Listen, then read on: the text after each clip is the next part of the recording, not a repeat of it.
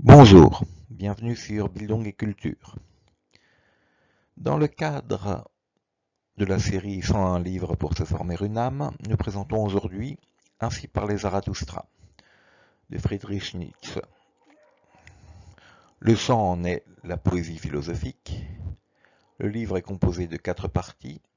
Le thème principal en est l'éternel retour du même.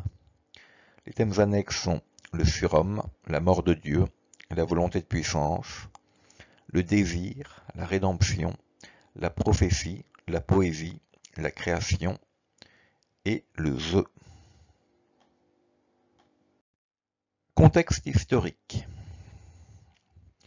Dans un 19e siècle qui ne cesse de s'industrialiser et où la norme de la civilisation semble être une norme techniciste,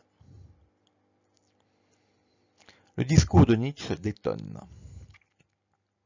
On hésite naturellement à le classer parmi les discours poétiques. Mais c'est tout de même la forme étrange que le texte prend. Il ne s'agit pas d'une prose romanesque, ni de la prose habituelle d'un propos philosophique. Il s'agit bien plutôt d'un discours indirect, prêt à présenter des idées paradoxales. Les nouvelles idées ne se présentent jamais de face. Il nous faut de ce fait les voir dans leur latéralité. C'est pour cette raison que Nietzsche les présente de la sorte. On peut considérer que l'éternel retour du même reste l'idée culminante de l'œuvre. Mais il convient de savoir de quoi cet éternel retour est le retour. On pourrait penser qu'il s'agit de l'éternel retour de la volonté de puissance, ou bien du jeu, ou de la création. On sait que Nietzsche avait fréquenté les cercles wagnériens pour les dénigrer ensuite complètement. Là n'est d'ailleurs pas la question. Le fait est que Nietzsche avait alors fait l'expérience de ce qu'une œuvre d'art pouvait comporter de grandiose et de mythique.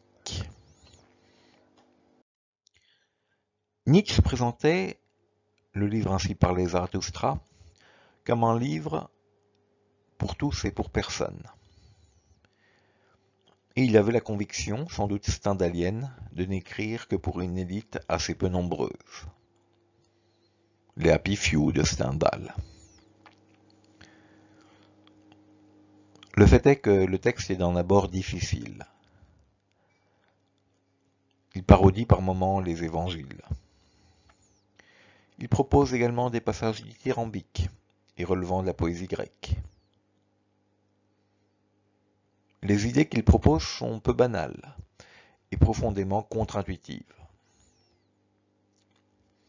Ainsi, l'éternel retour du même abolit la distinction entre le passé et l'avenir.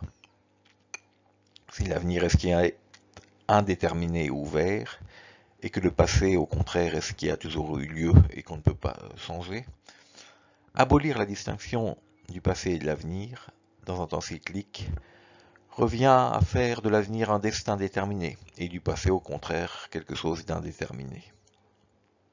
Tout cela peut paraître bien étrange. Pourquoi lire ce texte aujourd'hui ? Le livre de Nietzsche est d'une foisonnante richesse, et donne beaucoup à penser. La présentation des idées qu'on y trouve conduit le lecteur à un stade d'éveil presque religieux. Soit dans le bouddhisme, soit dans le christianisme,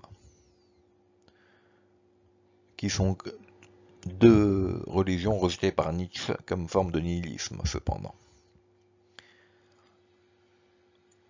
Il ne fait cependant aucun doute que le livre est un livre d'éveil. La forme du livre donne des formes assez surprenantes. On peut y noter le retour assez régulier de chants de la nuit, chants de la danse par exemple.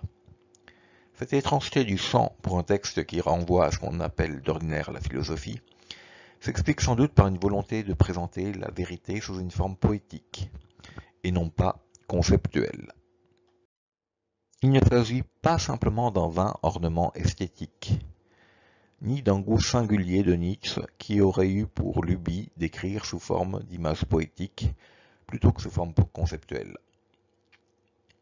Il s'agit bien de ressaisir le moment créateur où la vérité est créée en tant que création.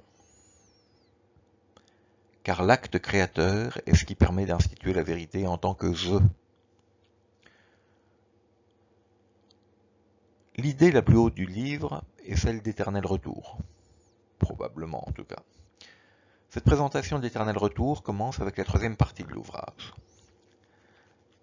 La seconde, si l'on en croit Eugen Fink qui a interprété la philosophie de Nietzsche, serait consacrée à la notion de volonté de puissance. Et la première serait consacrée à l'idée de surhomme et de mort de Dieu.